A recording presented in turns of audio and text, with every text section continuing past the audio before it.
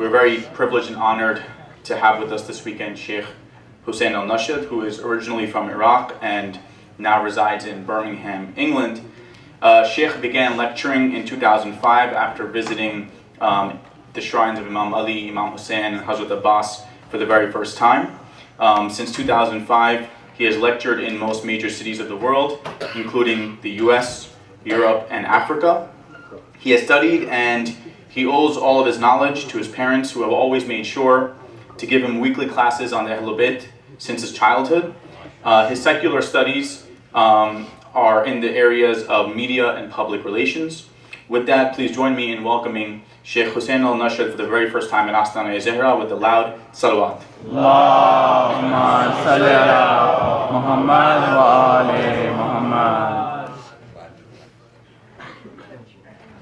من الشيطان اللعين الرجيم بسم الله الرحمن الرحيم الحمد لله رب العالمين والصلاة والسلام على أشرف الأنبياء والمرسلين خاتم النبيين سيدنا وسيد الأولين والآخرين بالقاسم محمد Allahumma salli ala Muhammad wa ali Muhammad. وعلى آل بيته الطيبين الطاهرين المعصومين المنتجبين المنتخبين المظلومين الذين أذهب الله عنهم الرجس وطهرهم تطهيرا. Allahumma salli ala Muhammad wa ali Muhammad. لا سيما بقية الله في الأرض والحجة ابن الحسن عجل الله تعالى فرجه الشريف. صلوات.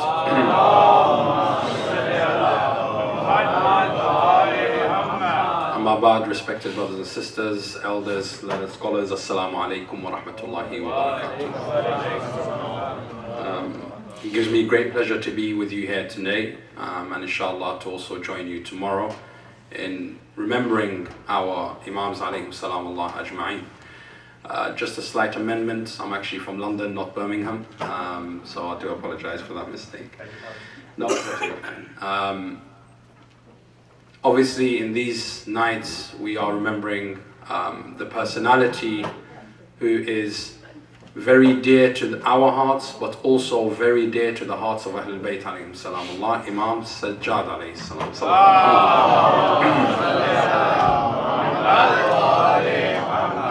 with that we will be looking at the life of our fourth Imam, and we'll also be looking at some of the accomplishments of our Imam and some of the establishments of what we continue to do as Shia of Ahlul Bayt alayhim salam Allah, and try to understand that what we do is more than just rituals, but rather it has been endorsed by an Imam who is ma'soom and one who only speaks as Allah subhanahu wa ta'ala desires from them. Sallu ala Muhammadin wa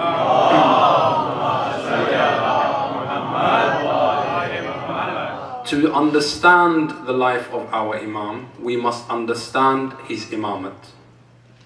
And that is to say, the day Allah subhanahu wa ta'ala crowned him with imamat. And this is very true of most things in life, that the beginning defines the end. So if life sometimes begins in a peaceful manner, then you will find that that peace and prosperity may continue, unless something very drastic comes along the way and changes it. So as an example, if in school and in college and in university, if at the very beginning I was studying and I was a high achiever, then inevitably in the end I'll also be a high achiever with a good job, which means my life will be pretty easy for me. You know, I'll have a good job, a good house. So life can determine itself from that point of view. And if life begins with difficulty, or rather my task in life begins with difficulty, then chances are I will find much other difficulties along the way. Imam alayhi salam Allah, his imamate began under the most dire circumstances that no other Imam, and we are not comparing one Imam's masayib to another because all their masayib is one. But if we're looking at the circumstances in which Imam Sajjad alayhi salam Allah became an Imam, we will surely find that no other Imam succeeded Imamah under such difficult circumstances. That is to say, from the moment that Allah placed the crown of Imamah on the head of Imam Sajjad alayhi salamullah coincided with the same moment that the head of Abu Abdullah was placed on a spear. Imagine you become an Imam and the very first thing you see is the wretched tyrant Shimr ibn al-Jawshan severing the head of your father. That is a masaib in its own. And that the period of your imamah begins by the first thing that you see is you are calling people to uphold justice and to honor salah and to honor the veil of women, but the first veil to be snatched in the reign of your imamahs is that of your sisters and your aunts. And you are preaching about a religion that brings about freedom and emancipation of the people, but the moment you are given the title of imamah, the shackles and the chains have been placed on your arm. And you are the first victim of tyranny. So therefore the circumstance of his imamah was indeed difficult. And he is a madloom, salamullahi alayhi. And he lived a madloom, and he died a madloom. So may Allah's peace and blessings be upon him on the day he was born, and the day he became an imam, and on the day he attained shahada fi sabilillah. Sallu ala Muhammadin wa ala.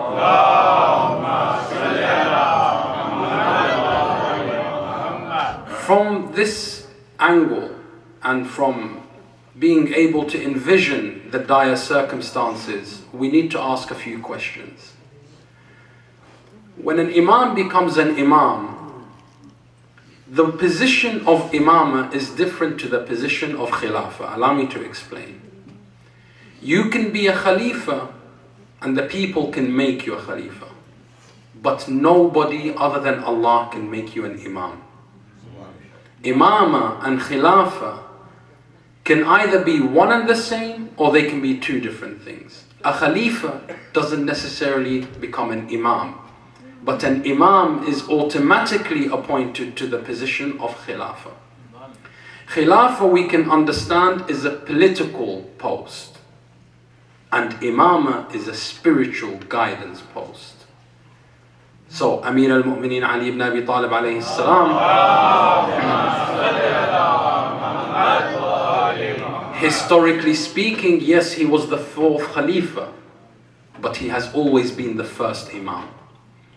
Because none of the khalifas can even claim to be imams. And we find that the people, when they speak about the history of Islam, they will say the political leaders, or the successors of the Prophet, or the administrators of the affairs, or the khalifas, but they never say Allah's representative on earth. And that is the difference. Imamah is a divinely appointed position. So here now, the moment the Prophet leaves the world, we are faced with a divorce between the two divine appointments. One, the people were able to usurp and force it from the hands of Ahlul Bayt, and they took Khilafah. But they could not take Imamah. So now what we find is that the Khalifas are oppressing the Imams. And this is true, and from the moment the Holy Prophet closed his eyes to our very current day. And what happened in this circumstance is we need to understand that not everybody knew who Imam Sajjad was. But everybody knew who Imam Hussain is. As in, the people, Imam Sajjad was born after Rasulullah had passed away. So the people did not see Rasulullah holding Imam Sajjad. They did not hear him say, Sajjadun minni wa ana min Sajjad. They did not see Rasulullah in sujood prolonging his salah, saying Subhanallah 70 times, because Imam Sajjad was on his back. They didn't get to see any of that. So they didn't know who Imam Sajjad was, but they knew who Imam Hussain is. That is to say, Rasulullah goes into sujood in salah, and Abu Abdullah al-Hussain at the age of 4 to 5 climbs on the back of Rasulullah, and Rasulullah prolongs his sujood, that people had to break their salah thinking the Prophet had passed away, because he's never been in a sujood like this sujood. And the narrations tell us that every time somebody raised their head from sujood to make sure Rasulullah was okay, they would see Imam Hussain sitting on the back of Rasulullah, looking towards them, smiling.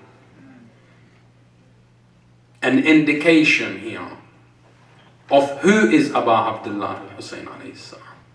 When Rasulullah concludes his salah, the people say, Ya Rasulullah, has Allah sent down a verse of the Quran? He said, no. They said, then what did Allah subhanahu wa ta'ala, why did you prolong this sujood for so long?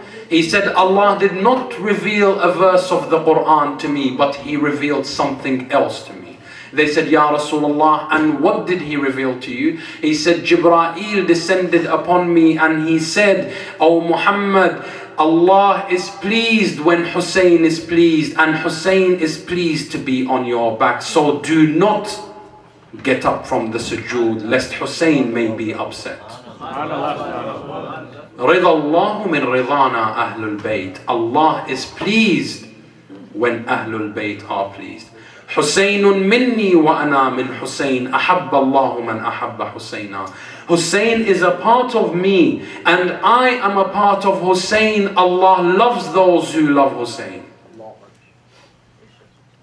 So when the people, the whole ummah, sees this is Abu Abdullah al-Hussain, you would think they would have showed him more respect. But come the day of Ashura, they showed no respect. Now what I'm trying to say to you here is, imagine how the Khalifa treated the Imam who the people knew of his position. He was from Ahlul Kisa. He was in Mubahala. When Rasulullah was told, bring your sons, Rasulullah brings Hassan and Hussain. In Hadith Kisa, he is the second to join Rasulullah, before Amir al-Mu'mineen and after Hassan al-Mujtaba. So all these stories and beautiful narrations the people knew and they had witnessed, yet it did not stop them from killing Imam Hussain alayhi salam. Now Imam Sajjad becomes an Imam, and Allah knows he's an Imam, and Imam knows he's an Imam, but the people do not know that he's an Imam. Do you think if he came forward and he said, I am the Imam after my father, Yazid would have not killed him? Most certainly he would have killed him. If this was a power that did not give any due respect to Sayyid al-Shabab Ahl al-Jannah, then what respect would they show to Sayyid al-Sajidin wa Zayn al-Abidin alayhi salam? Sallu ala Muhammad.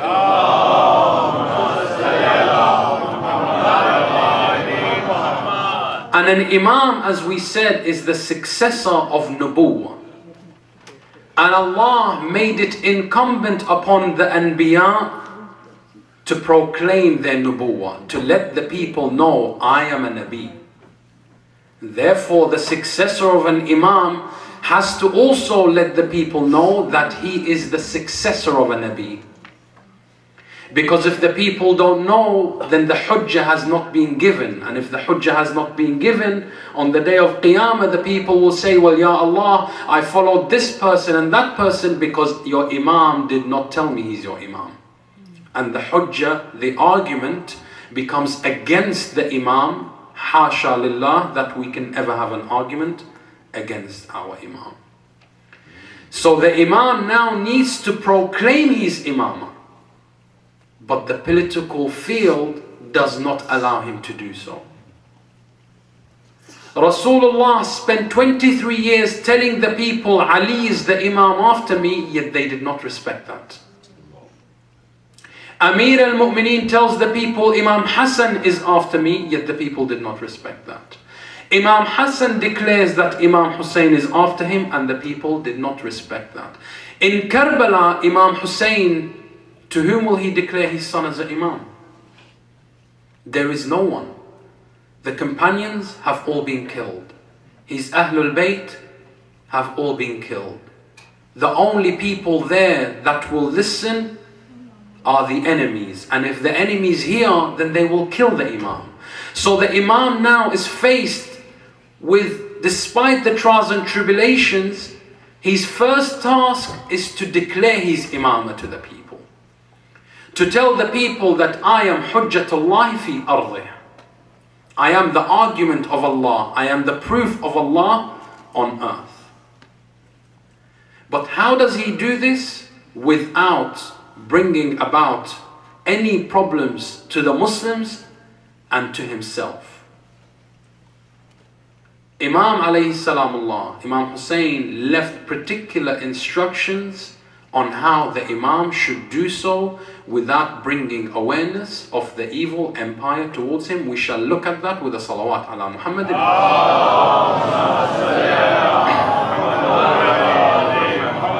There is a great level of confusion in the Muslim world with regards to Muhammad ibn al-Hanafiyyah. That the son of Amir al-Mu'mineen and the brother of Sayyidi Shababi Ahl al-Jannah and the uncle of Sayyid al-Sajideen and the brother of Zainab and Kulthum claim to be an Imam. There's great confusion with regards to this matter. Yes, he did, but there was a reason behind it. And inshallah, I want you to listen carefully, because when this question is put to us, we must be able to defend the school of Ahlul Bayt alayhim salamullah. Because people would love to have something against Awladi Ali. They would love to have a black spot on the house of Amir al-Mu'mineen, and we should not give them that opportunity. We must become well educated on our madhab. The same way we spend a lifetime educating ourselves on how to be a doctor and how to be a scientist and everything else, we must also make an effort to educate ourselves on understanding who our Imams are. Because Amir al-Mu'mineen Ali ibn Abi Talib alayhi salamullah says,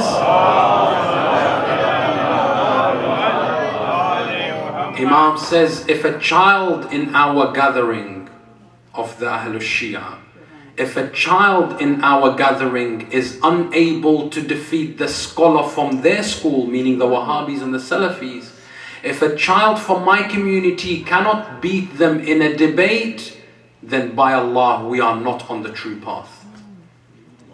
So we are the proof and testimony to our Imam's truthfulness. But if we abandon them, then we've turned our backs on the Imams and we have given people a hujjah against our Imams. Hasha lillah, that anybody should have an argument against our Imams. Before Abu Abdullah al-Hussain leaves Medina, we have this, you see, it's one of the most crucial evidence that we have of the trust that Imam Hussain had in Muhammad ibn Hanafiyyah. It gives credibility and merit because an Imam Ma'soom trusted Muhammad ibn Hanafiyyah with the most crucial and important piece of information that will determine how Karbala will be perceived. You see, people came later on and said, Hasha lillah, Imam Hussain went to Karbala because it was a woman that he was after.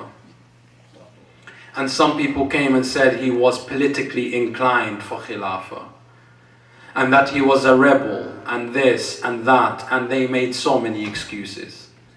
But Imam Hussain left one letter in which he tells us, by Allah, I have not left as a tyrant, nor am I seeking material gain, nor am I after a throne. I have only gone to make correct that which was corrupted in the nation of my grandfather Rasulullah. I am going for Amr bil Ma'rufi wa Nahi anil Munkar. If Muhammad ibn Hanafiyyah was not trustworthy, do you think Imam Hussain would leave this most crucial bit of information with him? As in, Imam Hussain has showed us in Karbala, there were 40,000 who left with him from Mecca. But he found anyone who was not worthy enough of supporting his mission, he told them, sit down, go home, because you are detrimental to my cause. When I go to Karbala, I will be shaheed. I will not be able to explain myself after that. I need people who will not be fazed, people who will not change their hearts after I am gone, and they will remain firm to the beliefs that I believe in, and they will preserve the truth of Karbala. That's why he took Zainab al-Kubra alayhi salamullah. Sallu ala Muhammad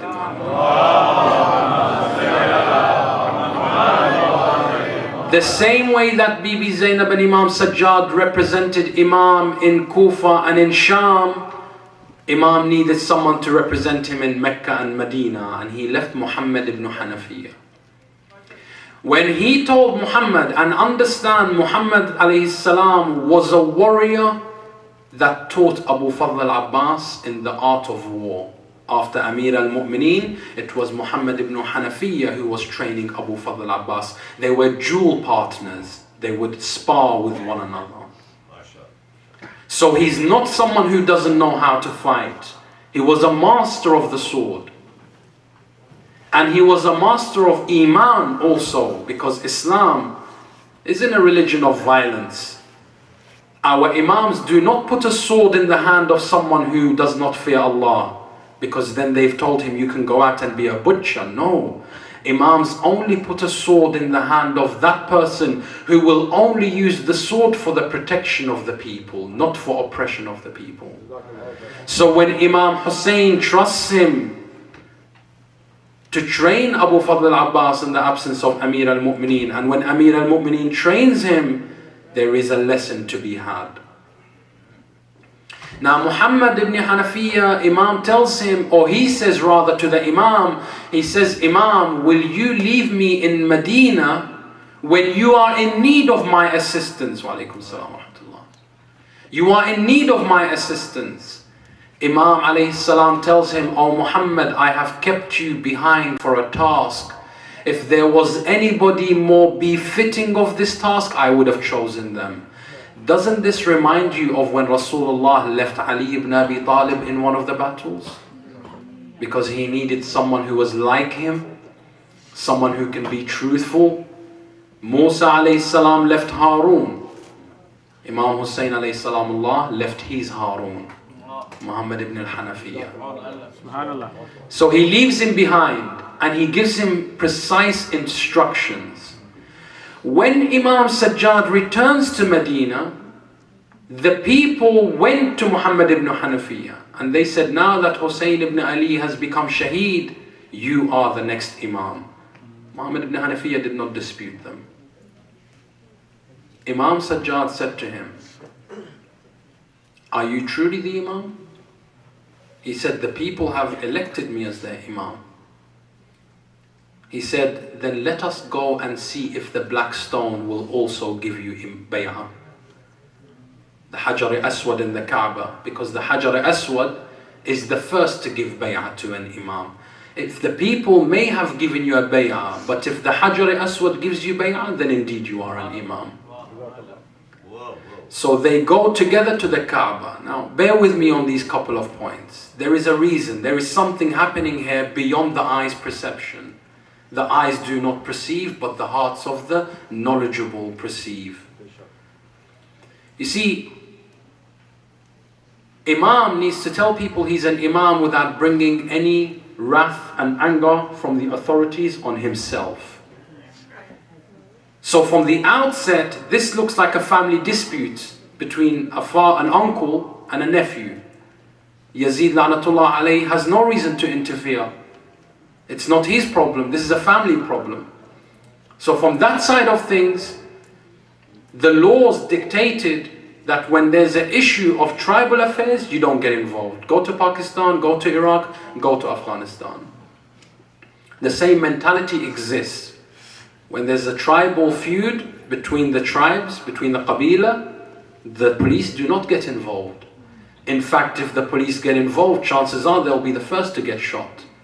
Because it's a Qabila issue. Who are you to come and tell us as a family how we should resolve our affairs? So from the outset, things look like it's a Qabila issue.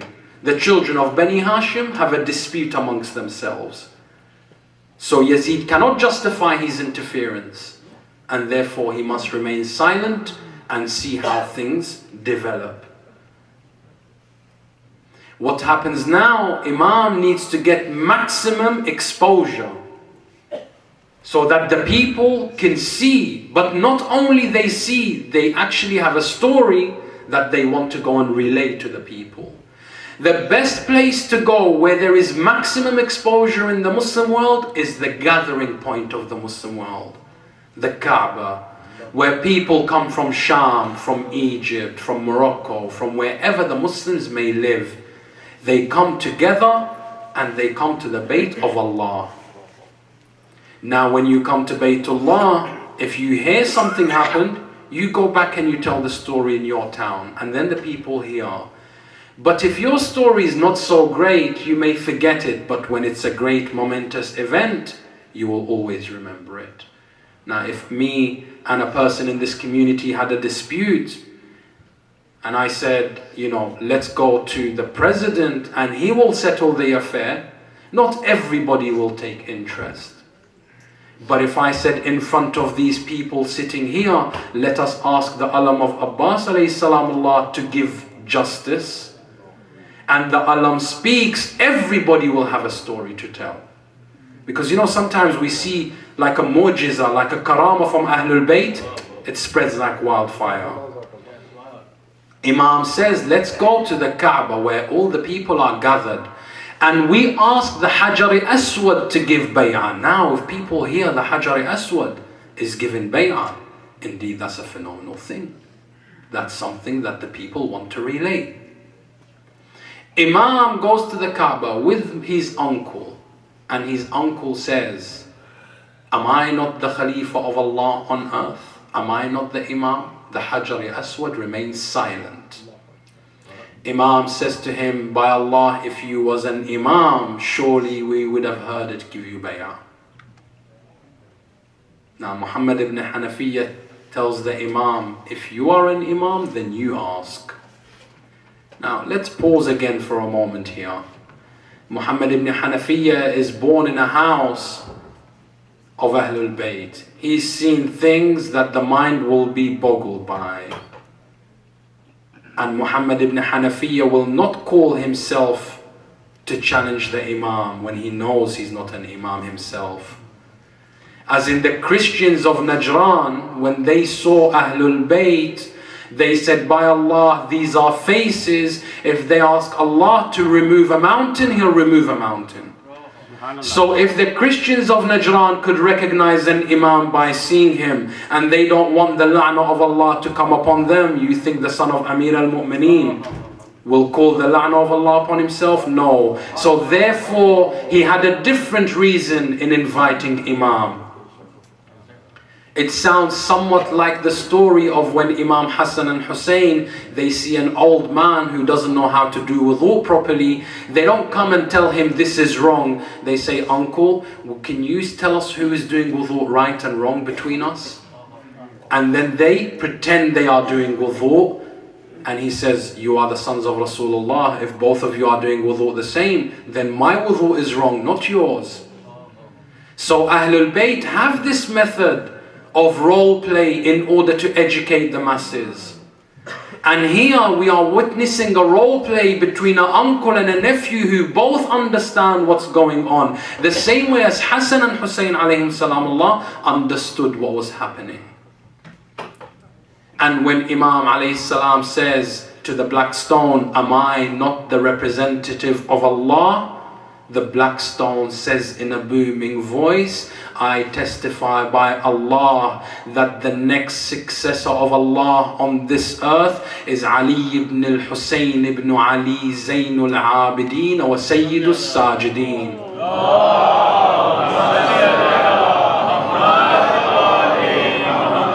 Now everybody hears this, there's a story to tell, my friend. Everybody goes back to their community. Imam has declared his imamah without bringing the wrath of the authority, because it seemed at first like it was a family dispute. It would have been much easier for the authorities to kill Imam Sajjad when nobody knew he was the Imam. But now the world knows he's the Imam. They can't make another Karbala because the people already revolted against the leaders for killing Imam Hussain. Now will they kill another Imam? Their hands are now tied. And Imam has declared he's Imam. After declaring he's Imam, the Imam needs to gather the people who want to give him bay'ah. But you have to understand, in those days it was very difficult to come out publicly and say there's a majlis, or that you are the Shia of Ahlul Bayt. Suffice it to say, when you look at the names of the companions of Imam Hussain, not many of them had the name Hassan or Ali or Muhammad or Sajjad or Abbas, any of the names of Ahlul Bayt. And these are the companions of the Imams. But you find that amongst them there were people who had the name Yazid. Why? Because in those days, Quetta today is very much like Karbala. Karachi, Lahore, all these places, Bahrain, Iraq, Syria. Karbala hasn't changed much. Because in those days, if you had a name that indicated you had love for Ahlul Bayt, it would cost you this. You would lose your head. So therefore, people did not name their children after Ahlul Bayt, because they were fearful for their lives. So therefore, they went with common names. And you find Imam Hussain alayhi salam named his children Ali, Ali, Ali, Aliul Akbar, Aliul Sajjad, Aliul Asghar. And he said, if I had 1,000 sons, I would name them all Ali. Because the name Ali was not common, and Imam Hussain wanted it to be common. But there wasn't that kind of people who were ready to sacrifice their children just for a name. But Imam Hussain could. And we find that in that time, if a name that affiliated you with Ahlul Bayt could get you killed, then what about you being in a majlis where people remember the Imams? Most certainly you will also be killed. So Imam needs to gather the people, but again, without incriminating anyone, and without bringing attention of the authorities. So Imam Sajjad begins Majalis Aza. Majlis Aza of Imam Hussain, when you come here, it's not a joke. It's not a social club. It's not a place where we come and we backbite one another. No. We are in the company of Sayyidus Sajideen. We are in the house of our fourth Imam. We are in a place where Astaana-e-Zehra alayhi salam Allah comes here. So be careful how you treat the majlis of your Imam. Have respect for how you treat the majlis of your Imam. Imam Ja'far as-Sadiq alayhi salam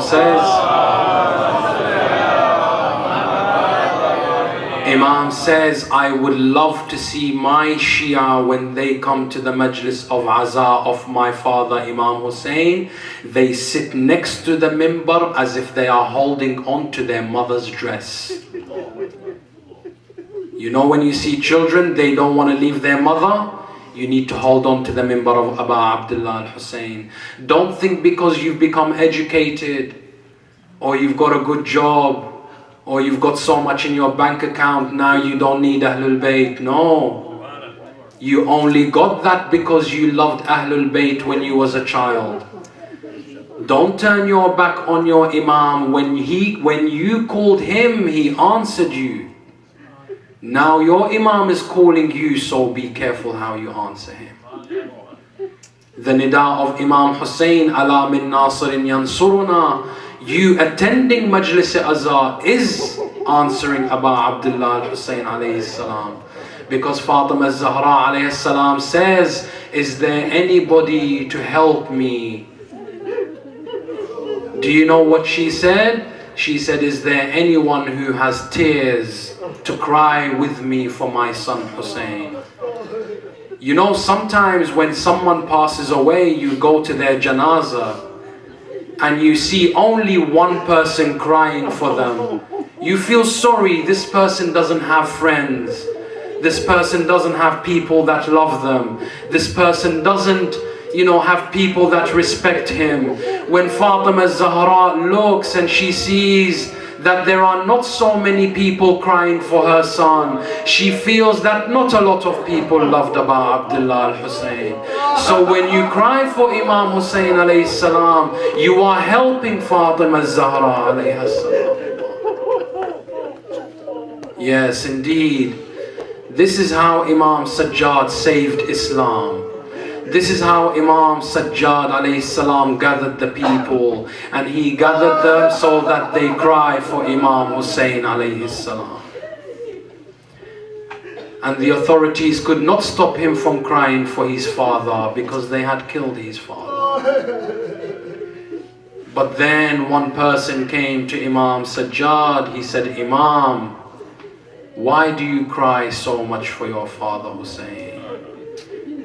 Yes, Imam says to him, Yusuf alayhi salam went missing from Yaqub, and Yusuf wasn't killed, and Yaqub cried 50 years until he went blind. But I saw my father's head being severed before my eyes. I saw my auntie Zainab being paraded without her veil. I saw my sister Sakina, the way her earrings were pulled. And do I not have a right then to cry for my family? Can you blame me for crying for my father, Aba Abdullah al-Hussein? Yes, my Imam, you saw masa'ib after masa'ib, sadma after sadma, calamity after calamity. But the greatest calamity of Imam Sajjad, the people said to him, O Sajjad, what was the greatest masa'ib that befell you, Ahlul Bayt? He said, Ash-Sham, Ash-Sham, Ash-Sham. They said, Imam, what happened in Sham? He said, in Sham, my aunt Zainab was forced to sit in a place where alcohol was being consumed. In Sham, we had to listen to them swear at Ali ibn Abi Talib. In Sham, my aunts were made to be made mockery of without their chadars. The daughter of Fatima-e-Zehra, the daughter of Amir al-Mu'mineen, the sister of Hassan and Hussain, bint Rasulullah, was being paraded without a chadar in front of the Muslim and the Kafirs. Ajrukum ala Allah. Yes, Bibi Zainab's masa'ib were so great. Imagine that Bibi Zainab, we are told in Sham, Yazid had a wife called Hinda. Hinda was the student of Bibi Zainab alayhi salam in Kufa. Hinda was a student of Bibi Zainab in Kufa. She sat with Bibi Zainab so much that she can recognize her whenever she saw her. When Yazid La'natullah alayhi brought the Bibis to the Darbar, he went to his wife Hinda. He said, Oh Hinda, wear the most beautiful of clothes and put the most expensive crown, and I want you to go and sit with the Sabaya. I want you to sit with the captives. Hinda didn't know who these people were. All she was told is that they are rebels. When she came, she saw that these people look like Muslims. Hinda was sitting on a throne. When she sat on the throne, she said to them, Oh my dear sisters, from which city do you come from? Bibi Zainab said to her, we come from Medina. She said, which Medina? She said, Medina to Rasulullah. When Hinda heard the name of Rasulullah, she got off her throne, she took off her crown, she sat on the floor. Bibi Zainab said to her, Oh Hinda, why do you do this when you hear the name of Rasulullah? She said, because I love Ahlul Bayt. Ahlul Bayt were kind to me. She said, who do you know from Ahlul Bayt? She said, I know Amir al-Mu'mineen, I know Zainab al-Kubra, I know Hassan and Hussein. She said to her, you know Zainab? She said, yes, I know Zainab. She said, if Zainab was sitting now, would you recognize her? She said, of course I recognize her. She said, I am Zainab, so why don't you recognize me? That is because Zainab's state was a very sad state. Zainab's state was that when she saw what happened to Aba Abdullah, she aged very quickly. Her hair was turning white. When Hinda heard this, she ran into the court of Yazid. She said, oh, the enemy of Allah, may Allah curse you. You tell me to wear a veil, but the daughter of Rasulullah is without a veil. أجركم على الله. لا حول ولا قوة إلا بالله. مؤمنين وآخر مصائب. We were talking about Muhammad ibn Hanafiya. When Imam Sajjad returned to Medina, he returned and Bibi Zainab was with him. Muhammad ibn Hanafiya, when he saw Imam Sajjad, he kissed the hand of Imam Sajjad. He started to ask him about Karbala. When he started to ask about Karbala, Bibi Zainab began to cry. Muhammad ibn Hanafiya said, Imam Sajjad, why does your servant cry? Imam Sajjad said to him, she's not a servant, she's bint Amir al-Mu'mineen. He said, what are you saying? This is my sister Zainab? He said, yes, this is Zainab. He said, wa musibata, I could not even recognize you as Zainab. إنا لله وإنا إليه راجعون وسيعلم الذين ظلموا آل محمد أي منقلب سينقلبون لا لعنة الله على القوم الظالمين إلهي وسيدي ومولاي. We ask you by the charter of Bibi Zainab alayhi salam, by Bimari Karbala, Sayyid al-Sajideen wa Zainul Abideen, do not let our youth leave these majalis. Do not let the majlis of Aba Abdullah al-Hussain ever be empty of our cries and our tears, for surely these are tears that will attain us salvation. وآخر دعوانا أن الحمد لله رب العالمين والصلاة والسلام على أشرف الأنبياء والمرسلين بالقاسم محمد وآل بيته الطيبين الطاهرين. صلوات.